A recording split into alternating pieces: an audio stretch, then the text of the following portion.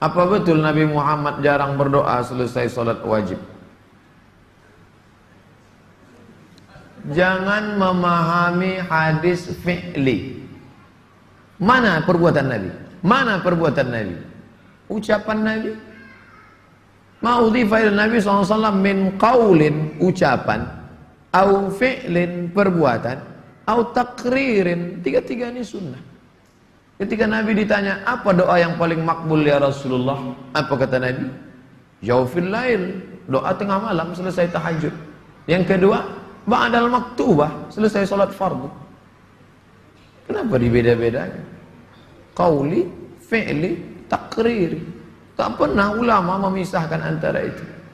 Qauli, nanti orang salat Allahu Akbar kabira, walhamdulillah katsira. Pernah dibuat Nabi?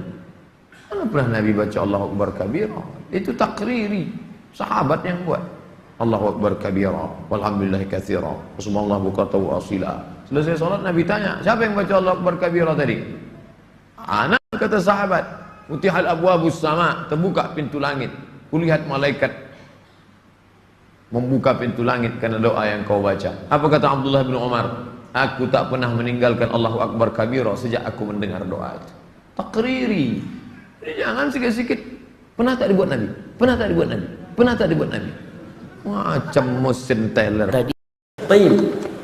Kalau antum menonton tayangan kami, melihat di YouTube, jangan langsung disimpulkan ya. Jangan langsung disimpulkan. Lihat dulu dalam suasana apa saya mengajar, di mana saya mengajar, dan apa yang ditanyakan kepada saya dalam konteks apa saya menjawab. Karena sering saya juga melihat, memperhatikan ada kesimpulan-kesimpulan yang tidak tepat. Karena memang tidak paham kalau kita menyampaikannya dalam konteks pengajaran di satu tempat tertentu, dalam konteks jawaban tertentu. Ya? Nah, ini sebetulnya pertanyaan tadi tentang terkait apakah setelah salat fardu kemudian boleh mengangkat tangan atau tidak dalam berdoa. Itu asal pertanyaannya. Lalu saya jawab dalam konteks ini. Pertama masalah doanya, kedua masalah mengangkat tangannya.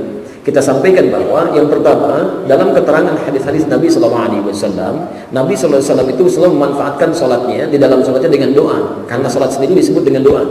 Dari mulai takbir, kemudian iftitah sudah doa, fatihah sudah doa, kemudian rukunya doa, i'tidal doa, sujud doa, duduk di antara dua sujud doa. Bahkan dalam sujudnya memperbanyak doanya. Sehingga karena semakin banyak doa sudah dilakukan dalam salatnya, setelah salat itu beliau memperbanyak zikir-zikirnya yang tadi saya sampaikan. Zikir-zikir yang istighfar, kalimat-kalimat yang lain. Sedangkan doanya itu disedikitkan. Disedikitkan ini yang kira-kira belum dibacakan dalam salatnya tadi. Atau mengomentari kebutuhan yang ada setelah sholat. Makanya saya simpulkan jarang berdoa bukan dimaksudkan tidak pernah berdoa, tapi sekiranya doa yang belum dibacakan dalam sholat dibacakan setelah sholat, atau ada kebutuhan yang dimintakan baru beliau berdoa di situ. Kalau sekiranya tidak ada kebutuhan maka beliau memaksimalkan dengan zikirnya. Itu yang saya maksudkan. Sedangkan doa-doanya yang simpel, Allahumma anta salam itu doa, wa ma'ini ala dzikrika wa syukrika wa husni ibadatik, sini dibacakan. Kadang-kadang Nabi berzikir, sahabat sudah berdoa, ada yang begitu. Ada, nanti kita lihat materi berikutnya, apakah zikir ini apakah jahar, apakah berjamaah, apakah sendirian, itu materi berikutnya. Tapi yang paling menarik ketika Nabi berzikir, sahabat ada yang berdoa. Buka kitab Al-Aqaidah Al-Islamiyah karangan Said Sadat, halaman 29, posisi paling kanan di pertengahan, hadis nomor yang keempat. Jadi ketika Nabi sedang berzikir, ada sahabat yang berdoa. Allahumma innaka antal ahad as-samad alladzi lam yalid wa lam yulad wa lam yakul lahu kufuwan ahad. Allahumma inni as'aluka an taghfira li. Ya Allah, saya akui, saya yakini Engkau adalah Allah al-Ahad, satu-satunya yang tempat bergantung, tidak beranak, tidak diperanakan, tidak ada sekutu bagimu ya Allah. Hamba memohon ya Allah, mohon ampuni dosa hamba. Kata Nabi, tahu dari mana kamu doa itu? Atadri, tahukah engkau? Ini adalah doa. Idza du'iya bihi ajaba wa idza su'ila bihi a'ta. Doa ini kalau engkau mintakan dengan itu akan dikabulkan, kalau berdoa akan dijawab. Dikomentari oleh Nabi SAW. Yang berdoa sahabat, Nabi sendiri sedang berzikir di situ. Jelas di sini. Jadi kalimat-kalimat berdoa pasca sholat yang saya sebutkan jarang bukan berarti tidak berdoa, tapi sesuai kebutuhan yang tidak dipanjatkan dalam sholatnya. Jelas di sini. Baik. Nah sekarang dari situlah kemudian disimpulkan yang mengatakan kami mengambil hadis dari At-Tirmidzi, Nabi tidak pernah mengangkat tangan setelah selesai sholat fardu, karena memang yang dibacakan Nabi setelah selesai sholat itu zikir kalimat thayyibah, bukan doa. Antum saat istighfar mengangkat tangan nggak?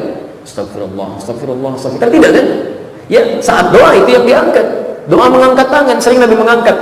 Sampai-sampai turun ayat Quran mengatakan Nabi sering mengadah ke langit mengangkat tangannya bermohon. Quran surah kedua Al-Baqarah ayat 144, posisi paling kiri sebelah bawah. Ketika Nabi meminta kiblat dipindahkan ke arah Al-Masjidil Haram. Qad nara taqalluba wajhika fis sama. Kami sering melihat engkau menengadahkan wajahmu ke langit memohon, mengangkat tangan bermohon kepada Allah, ya Allah, ya Allah. alihkan kiblat kirim. Tayyib. Jadi yang dimaksudkan kenapa jarang mengangkat tangan, ya tidak mengangkat tangan setelah selesai salat fardu itu bukan berarti nggak berdoa, bukan. Karena Nabi langsung berzikir dengan kalimat istighfar yang tadi itu yang kita uraikan itu. Sedangkan kalimat itu tidak menuntut mengangkat tangan. Jadi hukum mengangkat tangan pasca berdoa itu boleh-boleh saja. Kalau antum misalnya ingin berdoa, mengangkat tangan boleh. Bahkan hadisnya banyak di situ yang menerangkan bahwa orang-orang yang mengangkat tangan saat berdoa, Masya Allah, itu lebih cepat dikabulkan oleh Allah Subhanahu Wa Taala. Bahkan bahasa hadisnya, Allah sangat malu kalau membiarkan orang menengadahkan tangannya tanpa mendapatkan apa-apa, dalam keadaan hampa maksudnya. Jelas di sini. Jadi kalau membaca hadis, jangan kalimatnya begini langsung disimpulkan, tidak. Ada ilmunya di situ. Harus dilihat.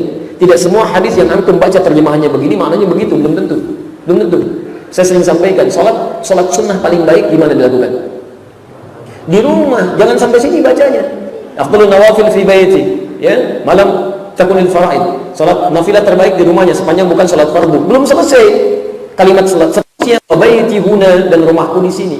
Kata Ibnu Hajar Al-Asqalani, kalimat wa baiti huna, fa hadha yadullu ala anna idza kana baitu qariban min al-masjid. Ini menunjukkan hukum bahwa jika rumahnya dekat dengan masjid, karena rumah Nabi di masjid.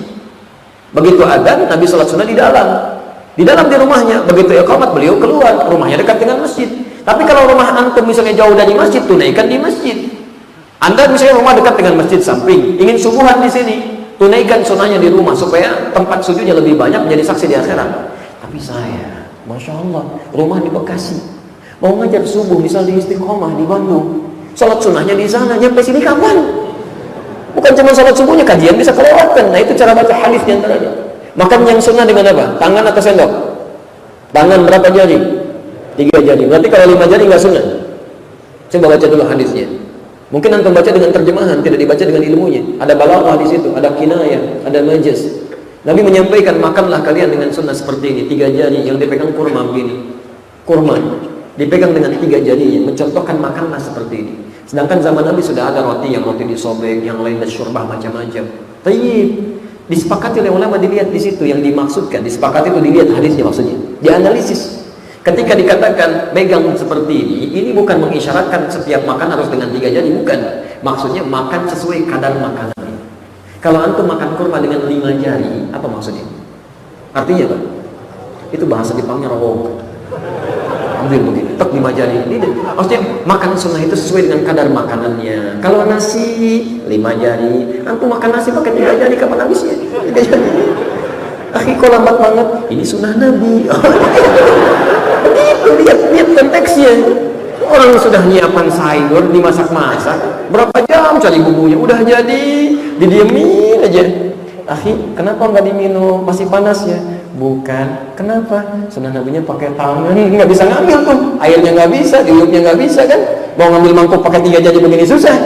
Ya, gunakan sendok dengan baik, makan dengan baik. Itu poinnya. Jadi makan sesuai kadar makanannya. Itu poinnya. Nanti banyak sekali banyak, dan ada hadis-hadis yang sensitif ya, masalah isbal, masalah janggut, masalah macam-macam dan sebagainya. Jadi ada hadis yang sifatnya lafzi, yang lafadznya langsung begitu, ada maknawi yang harus dilihat konteksnya seperti apa.